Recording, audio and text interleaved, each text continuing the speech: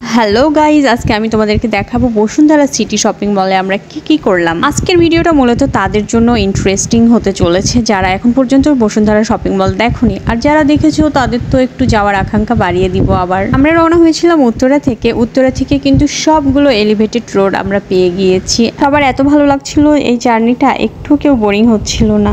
ঢাকা শহর যে পরিমাণ জ্যাম ধুলাবালি ছিল, এবার কিন্তু আমরা একটু এরকম ভোগান্তির মধ্যে পড়িনি। অনেক ভালো একটা জার্নি ছিল। আচ্ছা, এখন আমার হাতে যে বোতলটা দেখতে পাচ্ছেন, এইটা একটা সোডা পানি। মূলত হোটেল থেকে জোর করে বলেছে এই বোতল আপনারা খুলেছেন, এখন 400 টাকা দেন। বিশ্বাস করেন গাইজ, এই টেস্টলেস বোতল আমরা খুলিনি, এটা কি করে জানি না। যাই হোক, আমরা এখন চলে এসেছি বসুন্ধরা শপিং মলে। প্রথমে এসে তো চিনতে পারছিলাম না, অন্য দিক দিয়ে এন্ট্রি করেছি। তারপর আস্তে আস্তে জিগজ্যাগ প্লেসে চলে আসছি। বসুন্ধরা শপিং মলে উপর থেকে নিচের দিকে দেখলে কিন্তু অনেক ভালো লাগে। এসকেলেটর, ক্যাপসুল লিফট অ্যান্ড পুরাটাই রাউন্ড। প্রথমবার এসেছিলাম রেশমির সঙ্গে 2012 সালে। ওই অনুভূতিটা ভোলার মতো। বয়স কম, সবকিছুই রঙিন রঙিন লাগছিল। অসাম ফিলিং ছিল ওইটা। আর এখন এটা কি? এটা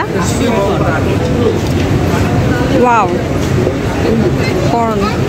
তো প্রথমে খাওয়া দাওয়ার মধ্যে দিয়ে শুরু হয়েছিল, তারপরে প্রথমেই শুরু হয়েছিল চশমার দোকান দিয়ে। আজকে মেইনলি রূপান্তির জন্য শাড়ি দেখতে এসেছে সুমি আপু। রূপান্তি যেহেতু দেশের বাইরে থাকে, এই জন্য ওর মাকে বলেছে আদিমোহিনী থেকে শাড়ি নিবে।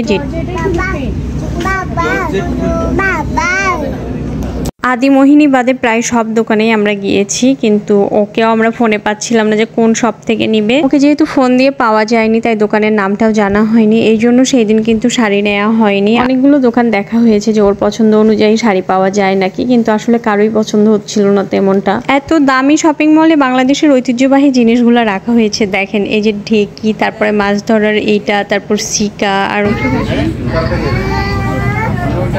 শপিং মলে একটা জিনিস লক্ষ্য করেছি, এখানে অনেকগুলো ঐতিহ্যবাহী জিনিস রেখেছিল। সেটা হচ্ছে একটা পালতোলা নৌকাও ছিল এখানে আফিয়াকে দেখেন, ও নিজের খালা ভেবে ডলটাকে কাতুকুতু দিচ্ছিল। সবচেয়ে বিরক্তিকর জিনিস ছিল কসমেটিক্সের দোকানে ভিডিও করা যাবে না। আমি কি তোদের প্রোডাক্ট ভিডিও করতে যাব? আমি তো নিজের ভিডিও করেই কুল পাই না, আমার মেমোরি ফুল হয়ে যায়। এই শপিং মলের প্রায় সব জিনিসই অনেক দামি এবং অনেক দাম নিয়ে থাকে তারা বাইরের তুলনায়। এই জন্য এই শপিং মলে সবকিছু শপিং করার চেয়ে প্রয়োজনীয় শপিং করা ভালো। একটা জিনিস লক্ষ্য করেছেন, ইয়ামিনের পায়ের দিকে দেখেন তো, ও কিন্তু পুরা শপিং মলে খালি পায়ে ঘুরে বেরিয়েছে। ওর স্যান্ডেল আসলে ছিল গাড়িতে। দেখে অনেক খারাপ লাগছে যে বাচ্চাটা খালি পায়ে ঘুরছে এবং কত না জ্যাম। এদিকে দুইজন আইসক্রিম পেয়ে তো খুশিতে আত্মহারা। এরপর আমাদের সবার জন্য রানু ভাই অর্ডার করেছিল স্মোক স্যান্ডউইচ। টেস্টের কথা যদি বলি, ভালো ছিল, বাট ক্ষুধাটা একটু কম ছিল। গাইস, কার কার জিহ্বায় পানি আসছে এটা বলো, তোমাদেরকে পাঠিয়ে দিব স্মোক স্যান্ডউইচ।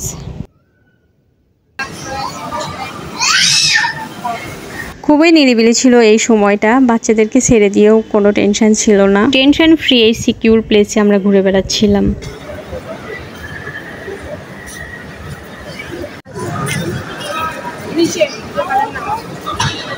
এই ধরনের শপিং মলগুলো থেকে বের হতে মন চায় না, মনে হয় আরেকটু দেখি, আরেকটু ঘুরি, আরেকটু থাকি। রাতে না ঘুমিয়ে অনেক সকালে আবার উঠে কারোই এনার্জি হচ্ছিল না যে আরেকটু থাকি এখানে।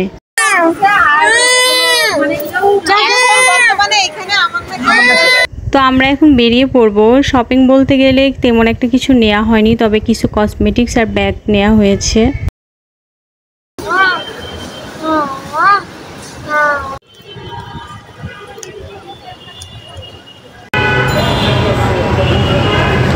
আজকের ভিডিওটা এ পর্যন্তই। কমেন্ট করে জানাবেন কেমন লাগলো। পরবর্তী ভিডিওতে দেখা হবে আবার কোনো নতুন জায়গায়, নতুন কোনো ভ্লগ নিয়ে আবার হাজির হব। এ পর্যন্ত সবাই ভালো থাকবেন, সুস্থ থাকবেন, আর আমার পেজটি ফলো করে রাখবেন। পারলে আমার ভিডিওগুলো শেয়ার করে দিবেন যাতে করে সবার কাছে পৌঁছায়। আর আমি এখানে কিছু ছবি শেয়ার করেছি, এগুলো আমরা এতক্ষণ যারা একসঙ্গে ছিলাম সবাই।